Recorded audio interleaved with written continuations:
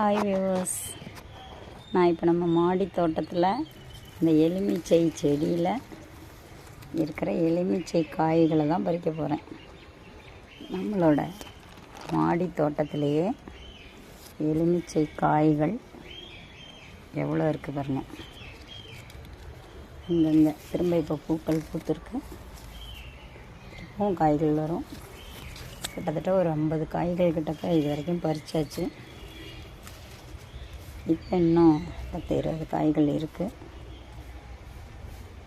இந்த மாதிரியான செடி வகைகளை கூட நம்ம கார்டனில் வைக்கலாம்.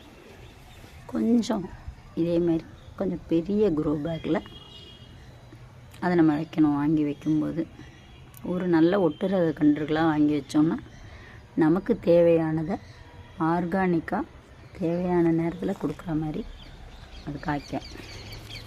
நீங்களும் இதேமாரி வச்சுருக்கீங்களா? அப்படி இருந்தால் மறக்காமல் கமெண்ட் பண்ணுங்கள், லைக் பண்ணுங்கள், ஷேர் பண்ணுங்கள். Thank you viewers.